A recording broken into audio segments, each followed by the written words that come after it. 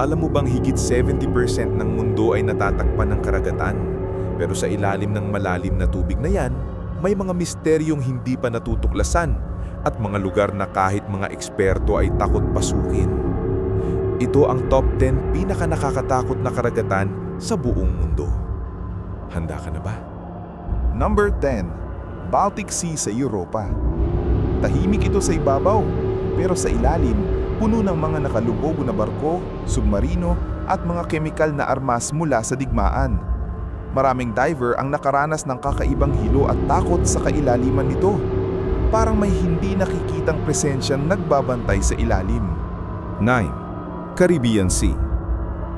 Mukha itong paraiso pero madalas itong tambayan ng malalakas na bagyo at delikadong alon.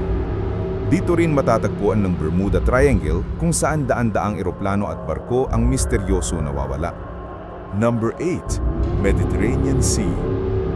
Maraming kasaysayan at kababalaghan.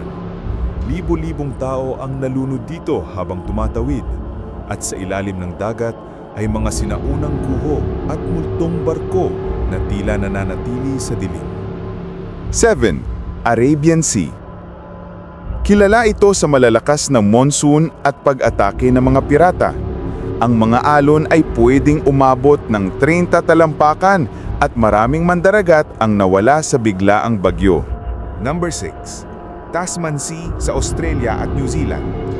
Tinatawag itong The Ditch dahil sa sobrang delikado.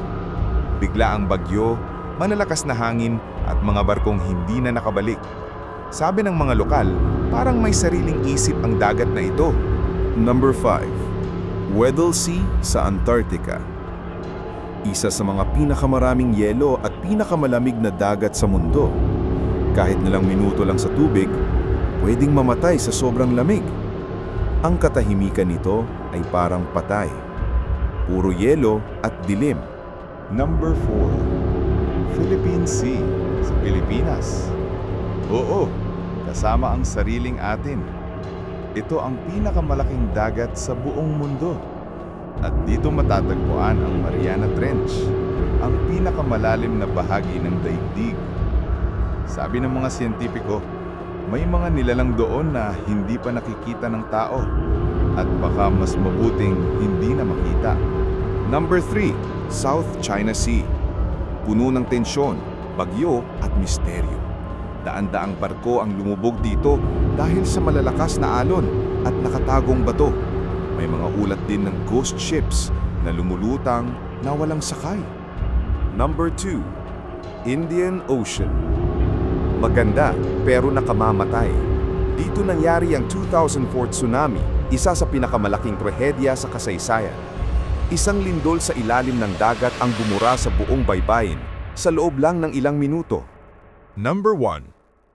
Drake Passage sa South America at Antarctica. Ito ang pinaka-nakakatakot na dagat sa buong mundo. Ang mga alon ay umaabot ng 50 talampakan at ang hangin ay parang nagwawala. Maraming barko na ang nawala rito, kaya tinawag itong ship graveyard.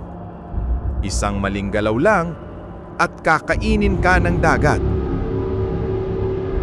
Alin sa mga karagatang to ang hindi mo papasukin kahit bayaran ka? I-comment mo sa ibaba. At kung gusto mo pa ng ganitong mga nakakatakot na kwento, huwag kalimutang mag-like, share at subscribe. Hanggang sa muli, manatili sa ligtas na dalampasigan.